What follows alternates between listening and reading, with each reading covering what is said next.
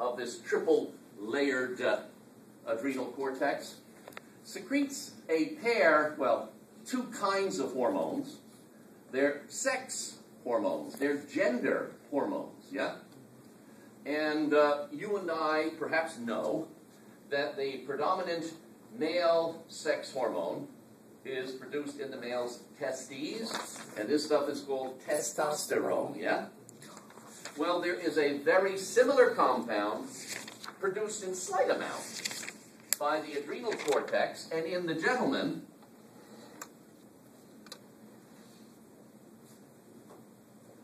this masculinizing, this virilizing hormone is called adrenosterone. Both men and women,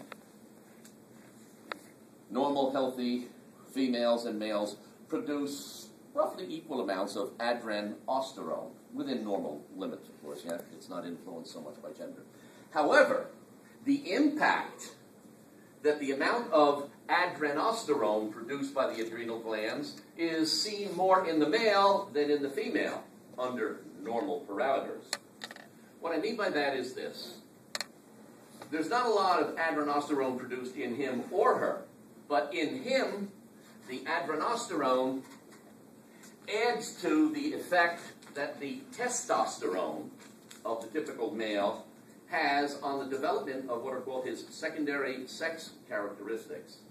At puberty, 11, 12, 13 years of age, when the gender hormones are being produced by your gonads, adrenosterone in the young male adds to the effects that masculinizing, virilizing, androgenic, you know this term? Andromale, male-generating hormones. When the young man hits puberty and the testosterone starts to percolate, his bones get bigger, his muscles get bigger, his body hair becomes more pronounced, his libido, his appetite is enhanced, is excited, stimulated, promoted, maintained by the male hormones. Well, in the young male, adrenosterone supplements that gonadal output, yeah? In the young lady at puberty, there's so much female hormone, so much feminizing hormone produced at the time of puberty when the young lady develops, starts to blossom, as it were, that the estrogens that her ovaries produce mask, mute, nullify any effect that the adrenosterone may have on her.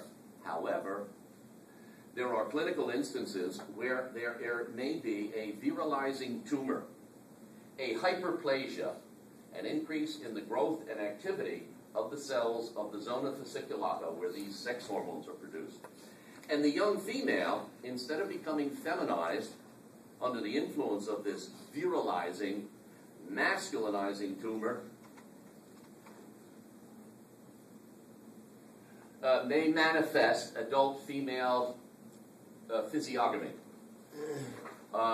There will be a reabsorption of the adipose tissue from the pectoral region and from the iliac region, an increase in deposition and density of the bone and muscle, a stimulation of the hair follicles. Body hair will be exaggerated, more male-like typically than female-like.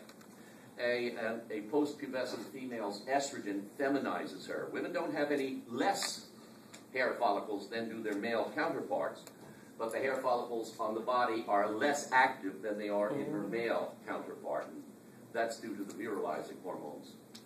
In the extreme, there can be alterations of the female vulva, where it simulates and becomes physically similar to the external genitalia of her male counterpart. And literally from the outside, she'll have a beard, she'll have coarse hair, axillary and areolar and anoperineal hair will be aggravated and so on. And treating this is a little bit complicated.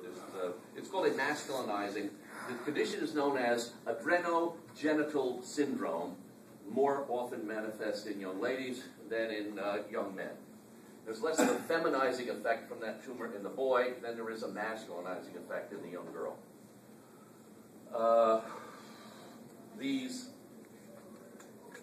sex hormones are also regulated by ACTH release.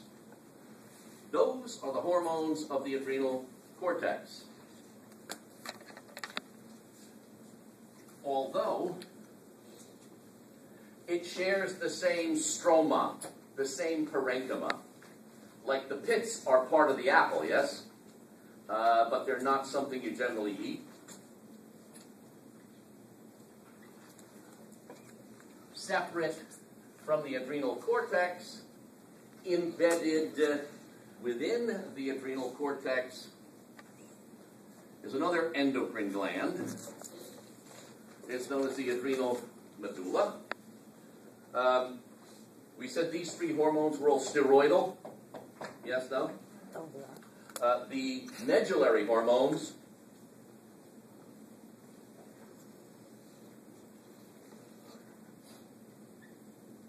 those are the catecholamines or biogenic amines. Is that what you asked at the beginning, Miss Wright? Somebody asked, I think. Okay, your textbook, I think, calls them biogenic amines. They're also known as catecholamines. And there are two.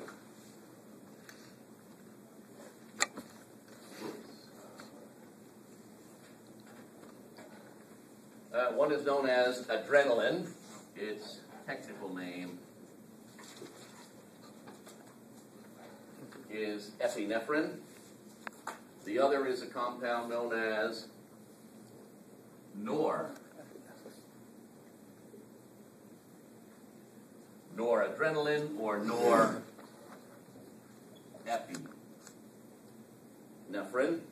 Anybody seen norepinephrine before? I'm teasing you. I want you to hearken back to 121. Norepinephrine? Yes. What? What do you know? I know it reduces the effect of epinephrine, right? They're No. no. It doesn't catechol. What's it called? Catechol methyl orthotransferase. That inhibits. That's the deactivator. But no, norepinephrine sort of supports and potentiates the effect of adrenaline. But that's not what I'm asking. Let me give you a clue. Autonomic nervous system. Anyone? Oh, okay. Where? What? Fight or flight? Is that the one? I don't know. What? Oh, sympathetic. Very good. Yeah, remember the parasympathetic and the sympathetic subdivisions Oh, of the yeah, I ANS? remember that. What was the post-ganglionic transmitter substance in the sympathetic nervous system? Was it norepinephrine?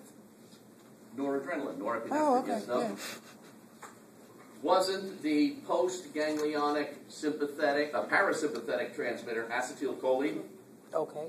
Didn't you talk about the influences that a parasympathetic impulse has on the body? Didn't you call them cholinergic responses from acetylcholine? As opposed to the sympathetic responses that the body produces or manifests as being adrenergic, as in adrenaline. Yes or no? Okay. So there's terms: cholinergic, acetylcholine, parasympathetic; adrenergic, noradrenaline, sympathetic. Yes, no? And you remember that the sympathetic and parasympathetic subdivisions of the autonomic nervous system counterbalance one another to maintain homeostasis? And don't you remember that the sympathetic responses in the body were produced as a result of the need to respond to a fight or flight exposure? Remember the flight or fight response? Your life is in danger. You stand your ground and fight for your life, or you run like heck. To protect your life, yes, no? Fight or flight. Now, sympathetic responses are not that extreme. Your life isn't on the line, necessarily. But you are physiologically at the limits of balance and homeostasis, yeah? So you better increase your breathing, increase your heart rate, dilate your coronary vessels, constrict your digestive vessels. Remember any of that? Fight or flight, adrenaline, and norepinephrine. They're both designed to bring about dramatic changes in vital physiologic responses, most typically cardiovascular and respiratory and renal. They shut your kidneys down. Mm-hmm. When your life is threatened, you don't care. You forget about needing to go to the toilet. Pretty much. That's true. Now,